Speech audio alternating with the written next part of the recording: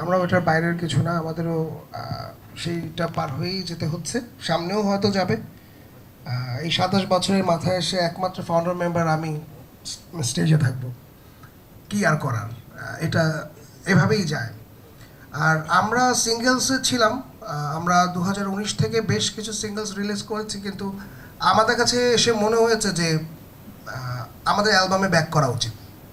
So এই বছরের শেষে আমাদের একটা অ্যালবাম আসবে যেটার নাম হচ্ছে রিপ্লেইড।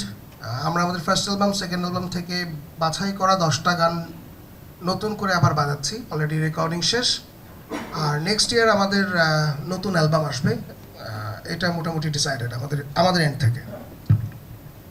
তাই বড় বড় অনুষ্ঠান একমাত্র আর্মি স্টেডিয়াম অথবা মিরপুর স্টেডিয়াম, যদি কোনো বিসিবি পরিচালিত কোনো অনুষ্ঠান হয়, এগুলা ভেন্যুতেই করতে হয়। আর এগুলাও কিন্তু ওপেন এয়ার।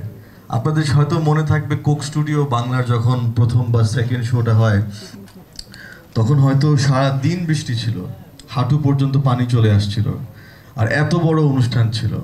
তো এটার উত্তর হলো একই, যে আমাদের দেশে আরও কালচারাল অ্যাক্টিভিটিসকে বাড়ানোর জন্য একটা পার্টিকুলার ভেন্যু দরকার। যেমন দুবাইতে আছে, আবুধাবিতে আছে, ওদেরও কিন্তু তেমন ভেন্যু অ্যাভেলেবল নাই। বড় ভেন্যু জেলেই কিন্তু স্টেডিয়ামে যেতে হয়।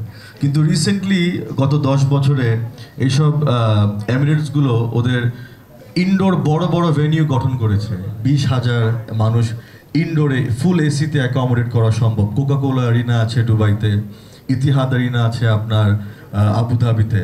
তো বাংলাদেশে যদি আপনি বড় কোনো শিল্পী নিয়ে কাজ করতে চান, তাহলে ভেন্যু লিমিটেশনস আমাদের অনেক থাকে। আর স্বদেশে আমরা এই কারণে করছি, কারণ অঞ্জন দত্তর আমরা আগে অনুষ্ঠান করেছিলাম, আর সেই অনুষ্ঠানটা আশা করি কম বেশি আমরা সাকসেসফুলি অর্গানাইজ করতে পেরেছি।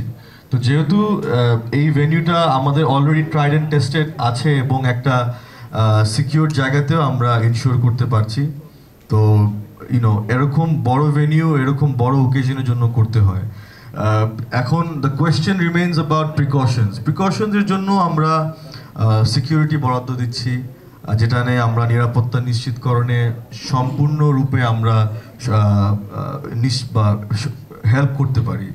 আর যদি এমন কন্ডিশন চলতেই থাকে, যদি একদম বৃষ্টি একদমই না থামে, সেই ক্ষেত্রে হয়তো শেষমেশ একদম অ্যাজ আ প্রিকশন আমাদেরকে হয়তো ওভারশেডিং টেন্ট বা কিছু একটা ব্যবস্থা করতে হতে হবে।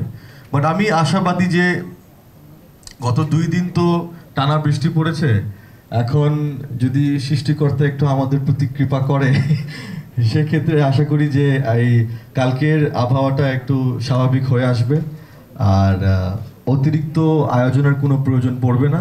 কারণ আপনি দেখেন, যদি শেডিংও করে দেন, একটা ইনডোরেও কিন্তু সাফোকেশন লাগে মানুষকে, এমন না যে হয় না। বড় বড় শিল্পীরা বাংলাদেশে এসে গিয়েছে, আপনার বসুন্ধরাতে অনেকগুলো এলাকায় অনেকগুলো ভেন্যু আছে, তো ওখানেও কিন্তু যখন দেখেন যে 4,000, 5,000, 6,000 মানুষ ইনডোরে ফুল এসিতে যখন জড়ো হয়ে যায়, তারপরেও কিন্তু সাফোকেশন হয়। কেকের মতো শিল্পী যে কলকাতায় পারফর্ম করেছিল, he is one of my favourite, উনি কিন্তু কার্ডিয়াক অ্যারেস্টে মারা গিয়েছিলেন। কেন? বিকজ ইনডোরে সাফোকেশনের মতো একটা অবস্থা ছিল। তো আউটডোরের কিছু সুযোগ সুবিধা, ভালো দিক আছে এবং খারাপ দিকও আছে, ইনডোরেরও কিন্তু সেম আছে। তো আমি শেষ করে বলতে চাই that if worse comes to worse as far as the weather is concerned, then we will go for the ultimate arrangement so that our guests can enjoy the program to the best of their ability.